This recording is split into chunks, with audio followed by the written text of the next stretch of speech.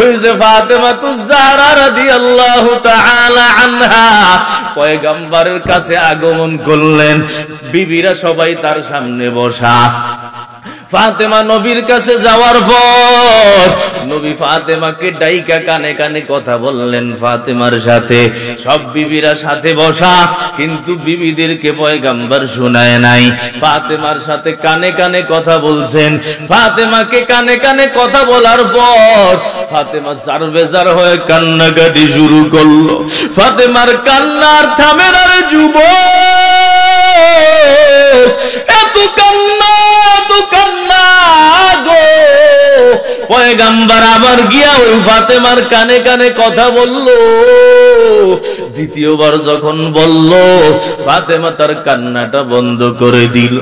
এখন আর ফাতেমা এখন হাসে আর কান্দে না। বিবিরা সবাই সামনে বসা, সবাই তাকে জিজ্ঞাসা করতে ভয় পাইল, কেউ জিজ্ঞাসা করতেছে না।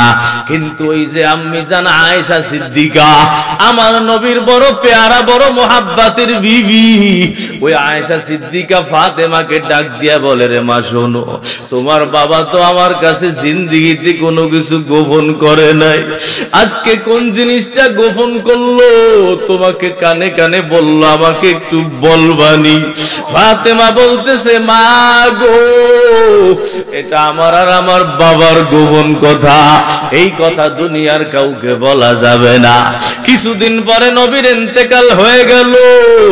নবীর ইন্তেকাল হয়ে যাওয়ার পর এখন আম্মি জান আবার আয়েশা ফাতেমাকে জিজ্ঞাসা করলো, ও ফাতেমা বলো, তোমার বাবা পয়গম্বর কি তোমার কানে কানে বলছিল? এখন তো পয়গম্বর দুনিয়ায় নাই। ও ফাতেমা, যদি তুমি একটু বলতা বড় ভালো হইতো। ফাতেমা বলে, আম্মি জান শোনো, যেহেতু আমার বাবা চলে গেছে, এখন বলতে আর সমস্যা নাই।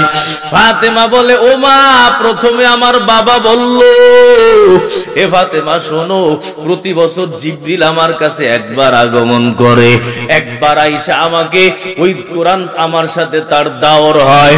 প্রতি বছর একবার আগমন কইরা একবার আমি তাকে পুরা কোরআন শরীফ শুনাই, এবং জিবরিল আমিন একবার আমাকে পুরা কোরআন শরীফ শোনায়। আমরা তা দুইজনের দাওর করি। কিন্তু এই বছর এমন হলো, জিবরিল আমিন আইসা আমার সাথে দুইবার কোরআন শরীফ দাওর করলো, দুইবার কোরআন শরীফ শুনাইলো। ও ফাতেমা, আমার তো মনে হয় আমি আর দুনিয়ায় বাঁচবো না, আমার মনে হয় যাওয়ার সময় হয়ে গেল রে ফাতেমা। ফাতেমা বলে, আম্মা গো, আমার বাবার এই কথা শোনার পর আমি এত কান্না শুরু করলাম, কারণ আমার এত কলিজার টুকরা বাবা দুনিয়া থেকে এত আগে বিদায় হয়ে যাবে। হে ফাতেমা বলে, আম্মা জান শোনো, এরপর আমার বাবা আমাকে আবার কাছে ডাইকা নিয়ে গেল, কাছে ডাইকা নিয়ে আবার কানে কানে বলল, রে ফাতেমা শোন, যদিও আমি যাব, তবে আমি যাওয়ার কিছুদিন পর তুমি আবার তোমার সাথে আমার সাক্ষাৎ হবে, তুমি অল্প দিন পরে আমার কাছে চলে যাবা, আর আল্লাহ তাআলা তোমাকে জান্নাতে নারীদের সরদার বানাইবো, তুমি জান্নাতের রমণীদের সরদার হবা রে ফাতেমা। এর যুবকের দল ফাতেমাতুজ জাহরা বলে, আম্মা, আব্বা জানের এই কথা শোনার পর আমি হাসছিলাম। হে নবীর উম্মতের দল, নবীর ইন্তেকালের পরে ওই ফাতেমাতুজ জাহরা অসুস্থ হয়ে যায়, এত অসুস্থ হয়ে যায়, এত বড় মুসিবত। ফাতেমাতুজ জাহরা বলেন, সুব্বাত আলাইয়া মাসাইবুন লাউ আন্নাহা সুব্বাত আলাল আইয়ামি সিরনা লায়ালিয়া।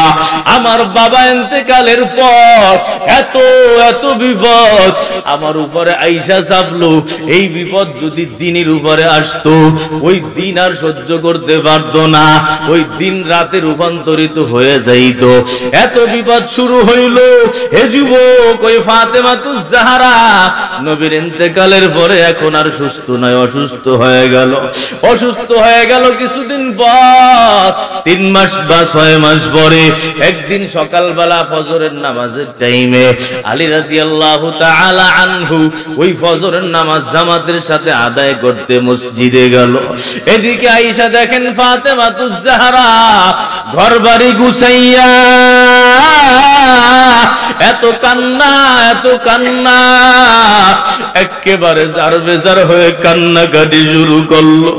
আলী রাদিয়াল্লাহু তাআলা আনহু আয়েশা বলে, ও ফাতেমা কি ব্যাপার, তুমি এত কান্দো কেন?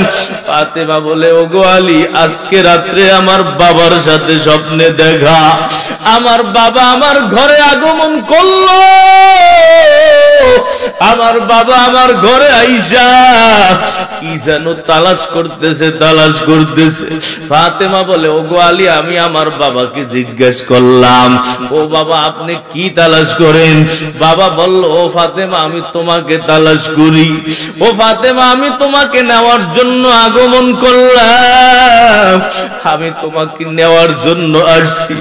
তুমি আজকে সকালবেলা ওই আলীর দস্তরখানে সেহরি খাইবা, সারাদিন রোজা রাখবা, সন্ধ্যার সময় আমি মুহাম্মাদের দস্তরখানে ইফতার করবা। ও ফাতেমা আজকে তোমার ইন্তেকাল হয়ে যাই বলে ফাতেমা। এই কথা শোনার পর আলীও কান্দে গো, ফাতেমাও কান্দে, আলীও কান্দে, দুইজন একেবারে জারবেজার হয়ে কান্না শুরু করলো।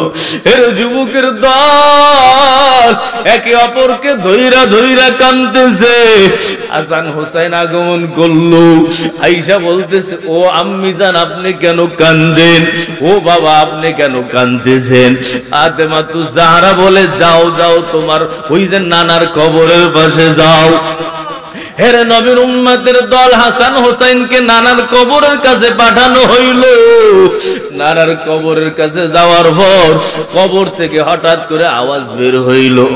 আবার নবী ওই যে হাসান হোসেনের নানা যান কবর থেকে আওয়াজ দিতেছেন, আওয়াজ দিয়া বলতেছেন, রে হাসান হোসেন কি ব্যাপার, কেন তোমরা আমার কবরের কাছে আজকে আগমন করছো?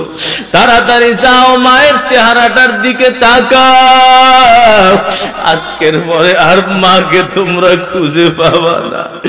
এর যুবক হাসান হোসেনেরও বুঝতে বাকি না।